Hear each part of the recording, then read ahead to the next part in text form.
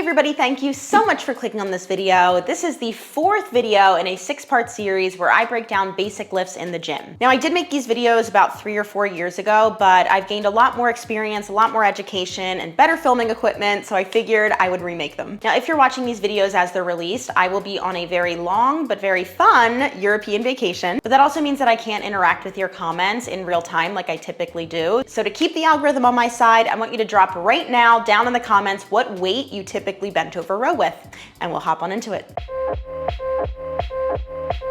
The main muscles targeted in a bent over row are the lats, rhomboids, and mid and low traps. Now, like all of the exercises we've discussed so far in this series, the angle you perform the exercise at will directly influence which muscles you can bias. For example, in something like a TRX row, an overhand wider grip will bias more of the rhomboids, a neutral grip will bias more of the lats, and an underhand grip will bias more of the biceps. So when we're selecting our row variation, that's something I would keep in mind based off of our programming and our goals. Now, if you're new to the bent over row, here's a very basic progression I would take you through. I typically start someone with a single arm bent over row using a kettlebell and a bench for support. Rowing comes from a deep hinge position, and that's already hard enough for people to find, so I like to just focus on one arm at a time with lots of support from the other side. Now, you can either do this with one knee on the bench or a nice staggered hinge next to your bench. It really comes down to your comfort and your preference. And as you row, you want to make sure you're letting the scapula glide along the ribs to get that full stretch through the lat. Now, a nice progression from the single arm kettlebell row is a 2 dumbbell row. I honestly don't use this with a ton of people simply because it's tough to be in that hinge position for such a long period of time, depending on your rep range. So if you have access to something like a cable machine, I would probably just choose a seated row instead, simply because you take out the limiting factor of your legs and low back fatiguing.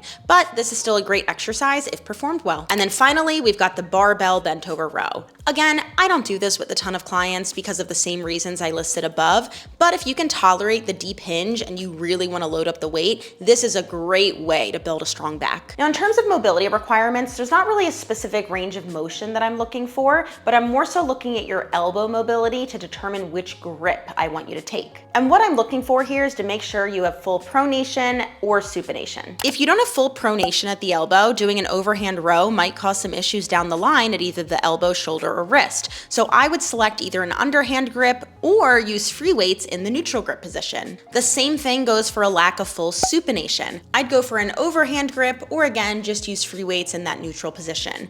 Remember that mobility restrictions shouldn't make you avoid certain movement patterns. It should just help influence which variations currently suit your body best while you work on the restrictions on the side. Now, let's talk about some of the most common mistakes I see with bent over rows and how I would fix them. The biggest mistake I see that isn't truly a mistake, but we'll explain that in a second, is the angle of your row. Quite often I see people rowing with a really closed arm angle, which is recruiting a lot more bicep than they may realize. So if you're doing rows to hit your back, I want you to open the angle of the arm to roughly 90 degrees, if not more. This targets more of your lat and takes a lot of the bicep out of the equation. So again, this isn't necessarily a mistake if you want a lot of bicep involved, but most people I come across aren't doing rows for bicep work. Now, the next mistake I see is rowing way too far back. Going past your torso really doesn't do much else for your lats. If anything, people start to dump into the front of their shoulder. So instead, I want you to think of rowing your elbow to your hip, hold, and then slowly resist on the way down.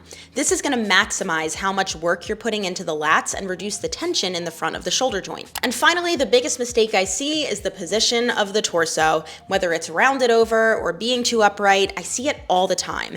And I get it, being super far hinged over isn't super comfortable. That's why I like incorporating the bench for support. The cue that I use a lot in class is boobs and butt out. It's silly, but it works. So I hope this video was helpful and gave you a little bit more confidence in your bent over rows. A huge thank you and shout out to Fitness Lounge in Astoria for letting us use their space, and of course to Kevin for helping us film. Again, please interact with this video by either commenting, liking, sharing, subscribing so that the algorithm stays on our side, and I will see you in the next one. Is that pretty flat? That felt terrible.